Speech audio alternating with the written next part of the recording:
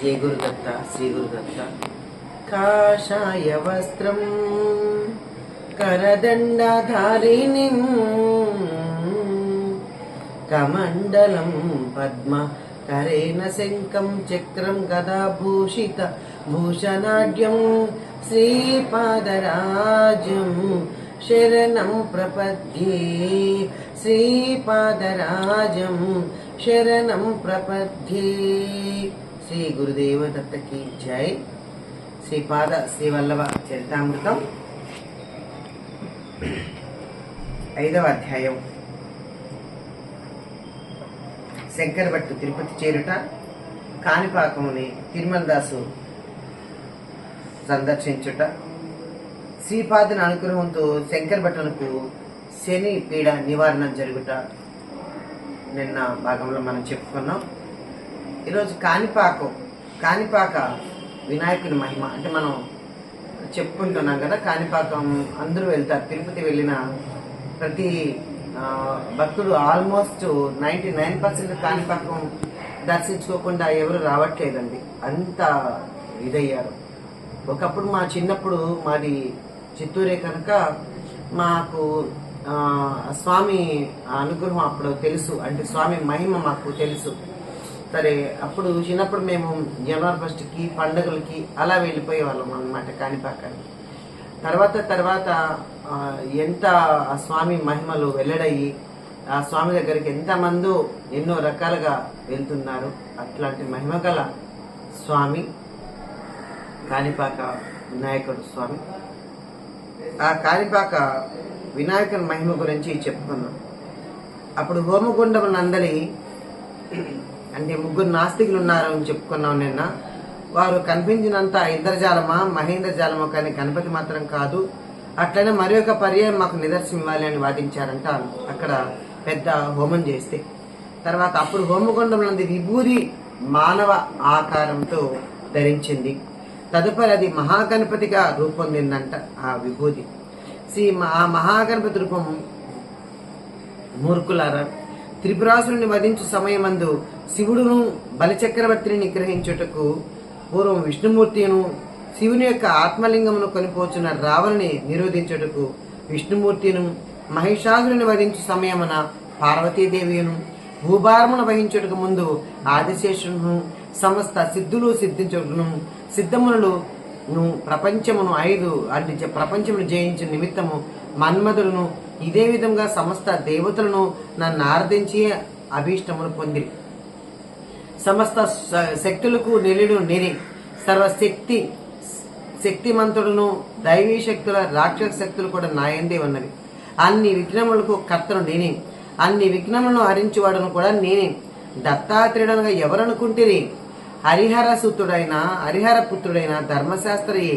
విష్ణు రూపంలో బ్రహ్మరుద్రులు విలీనమైన అది దత్తరూపం. ధర్మశాస్త్ర రూపములో గణపతి షణ్ముఖులు విలీనమైన కూడా దత్తరూపమే. దత్తుడు ఎల్లప్పుడూ త్రిమూర్తాత్మకు తెలియదు. శ్రీపాద శ్రీవల్లభ రూపం మహాగణపతి అనుటకు నిదర్శనంగా శ్రీపాద శ్రీవల్లభులు గణేష చతుర్థి నాడు అవతరించిరి. శ్రీపాద శ్రీవల్లభులు ఎప్పుడు జన్మించారంటే ఆయన గణేష చతుర్థి రోజు ఆయన అవతరించారంట. సుబ్రహ్మణ్య తత్వం వలన వారిది కేవలం జ్ఞాన అవతారమని తెలియదు. ధర్మశాస్త్ర తత్వం వలన వారిది సమస్త ధర్మ కర్మలకు అధియును మూలమును అని గమనించుడు. రాబో వారి అవతారము మాతాపితల సంయోగ ఫలితం కాదు, జ్యోతి స్వరూపము మానవాకృతి చెందును. ఈ శ్రీపాద శ్రీవల్లభ స్వామి జ్యోతి రూపంగా వచ్చాడండి. అంతేకాక మాతాపితల సంయోగ ఫలితం కాదు అంటున్నారు. ఇదే మీకు శాపం ఇచ్చుచున్నాను. సత్యాన్ని సత్యరూపంతో చూసిన కంటితో చూసి అసత్యమై పలికినందుకు మీలో ఒకడు గుడ్డివాడిగా పుడతాడు. సత్య స్వరూపమును వాక్కులతో ప్రస్తుతం తింపక అవహేళన చేసిన కారణంన మీలో ఒకడు మోగవాడుగా పుట్టును. ఇంతమంది సత్యసంధులైన భక్తులు సత్యమును గురించి చెప్పుచున్నాను. పెడచెవిని పెట్టిన కారణమున మీలో ఒకడు చెవిటివాడిగా పుట్టును. మీ ముగ్గురును అన్నదమ్ములుగా జన్మించి నా స్వయంభూమూర్తిని దర్శించిన తదుపరి మీరు దోషరహితులగుదురు అని పలికెను.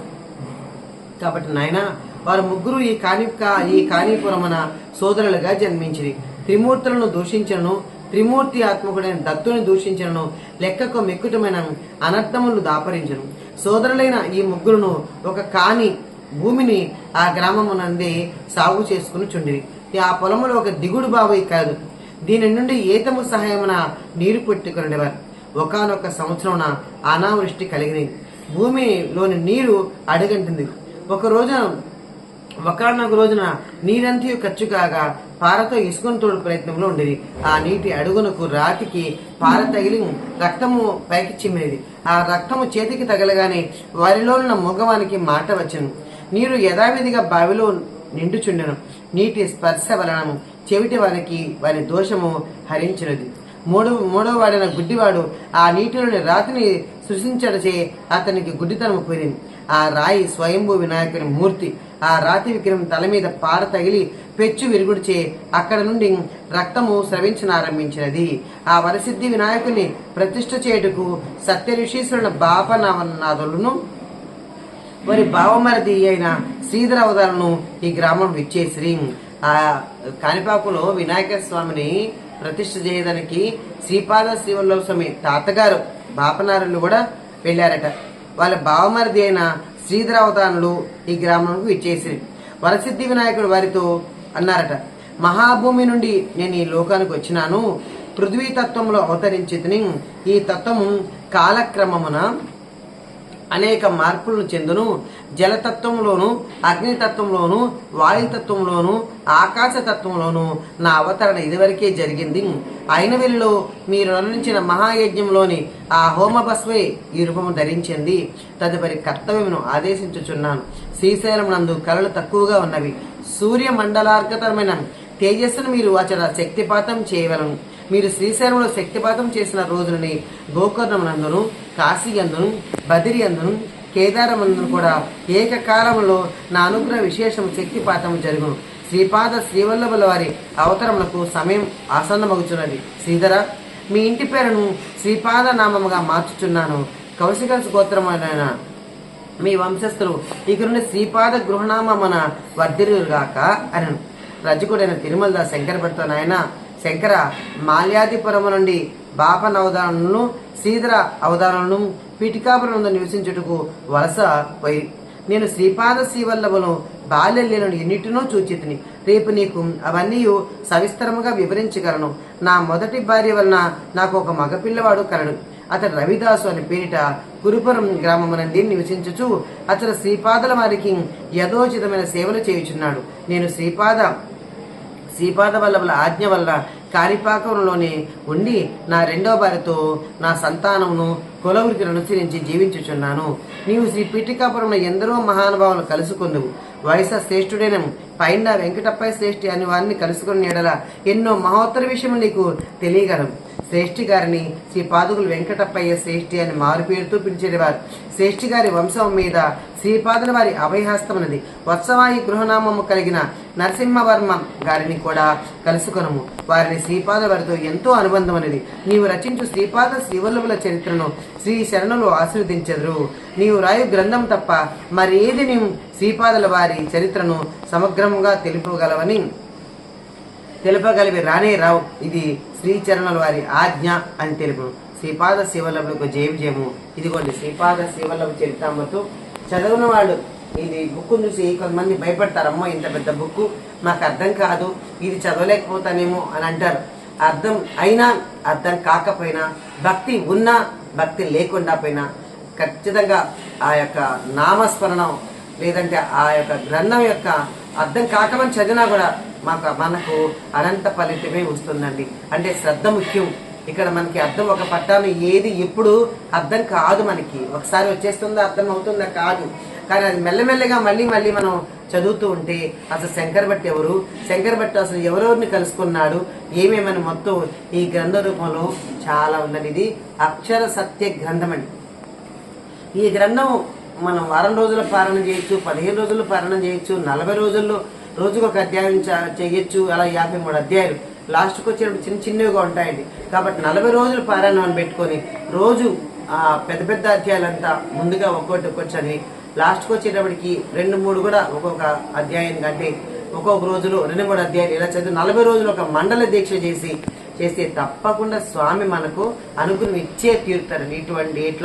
ఇటువంటి మనం సందేహం పడకూడదండి. తప్పకుండా మనకు అర్థం కాలేదు అమ్మో. నిన్న కూడా చాలా మంది ఫోన్లు చేసి మాకు అర్థం కాలేదమ్మా చరితామృతం చదువుతూ ఉంటే అని అన్నారు. నేను ఒకటే చెప్తున్నాను మీ అందరికి కూడా, ఇదిగోండి ఇదే శ్రీపాద వల్లభ చరితామృతం ఎక్కడైనా దొరుకుతుంది, అంటే దత్తా సంస్థానంలో ఎక్కడైనా దొరుకుతుంది.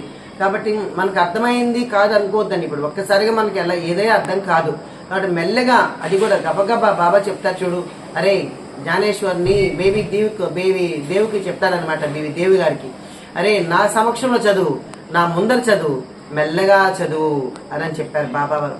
అట్లాగే మనం ఒక చరిత్ర పారాయణ చేస్తే గబగబగబ చదువుకుంటూ పోతే మనకి ఏమీ అర్థం కాదండి. ఒక పేజీ చాలు, ఏమి మనకు ఇంత చదివేయాలన్న కండిషన్ లేదు కదా. కాబట్టి వాళ్ళు రాస్తారు సంకల్పంతో చేసినప్పుడు 7 రోజులు పారాయణం చేయాలంటే ఒక దీక్షగా చేసుకుని తప్పు లేదు, అదేం కాదు. కాకుంటే టైం ఉంటే అలా చేసుకోవచ్చు.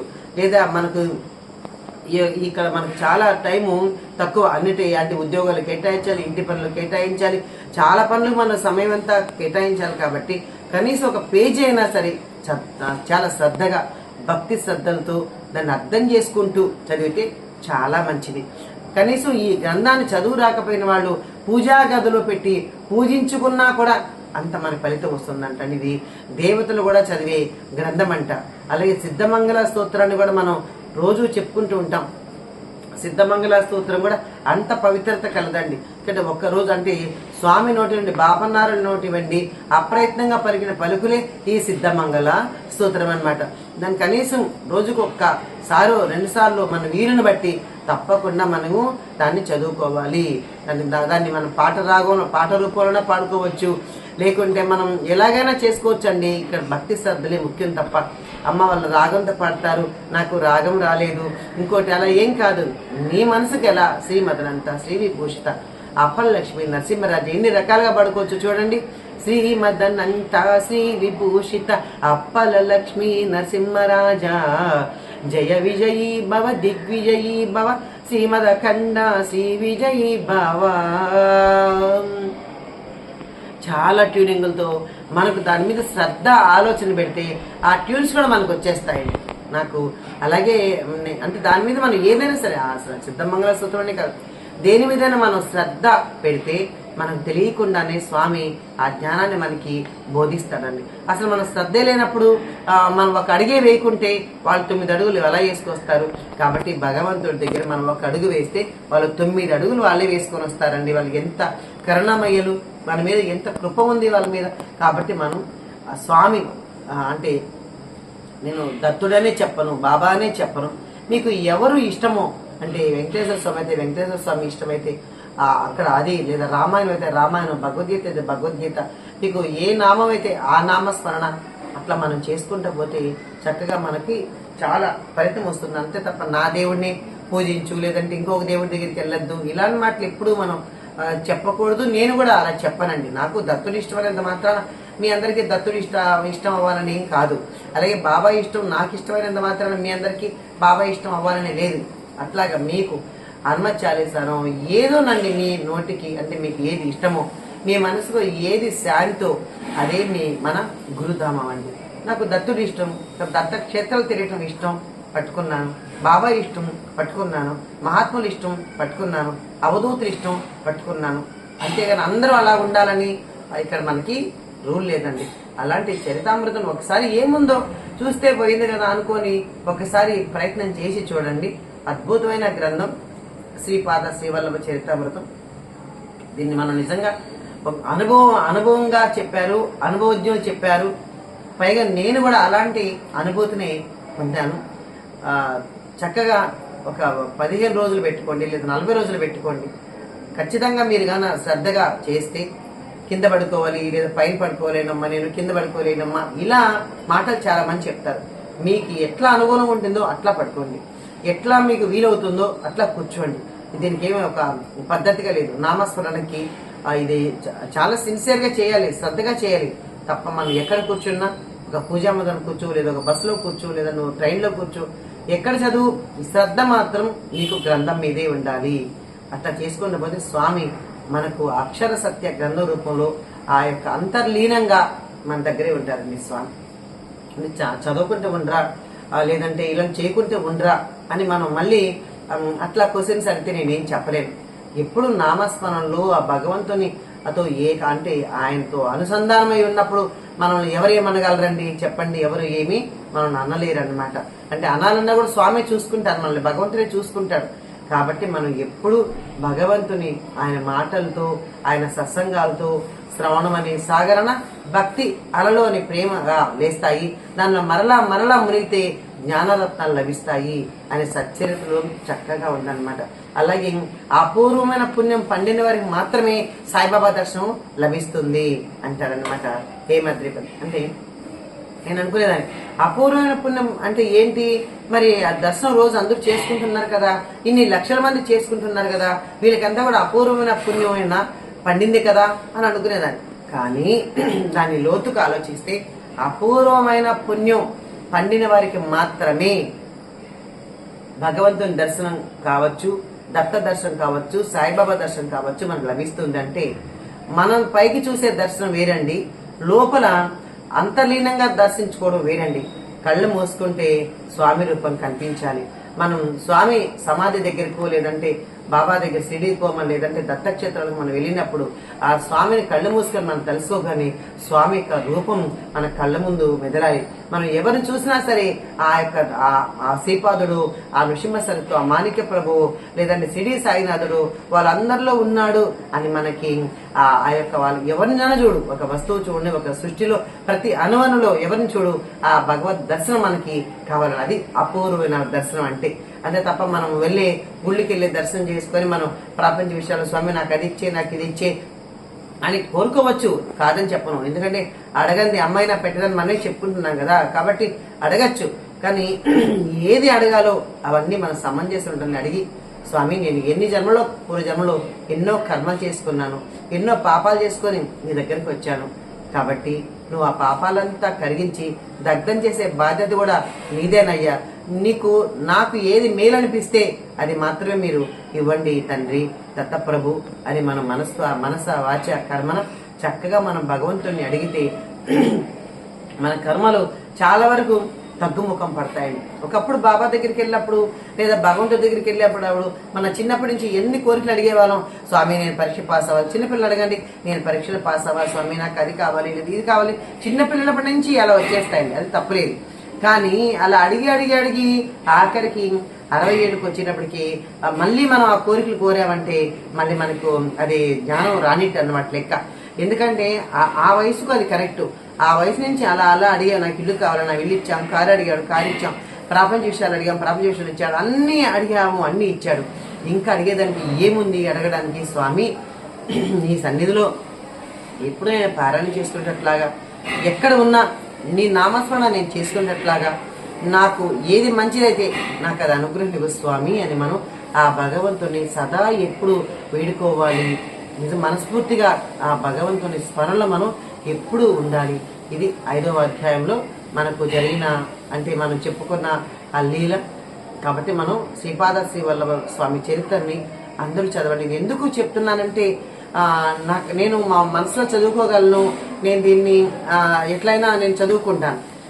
కానీ నేను ఇట్లా ఈ యూట్యూబ్ ద్వారా ఎందుకు చెప్తున్నానంటే మీరు వింటారని కాదు. ఎంతమంది వింటారు? మహా అంటే 100 మంది, 200 మంది, ఎంతమంది వినొచ్చు. కానీ వారికి ఆల్రెడీ తెలుసు, అందరికి తెలియదని చెప్పట్లే.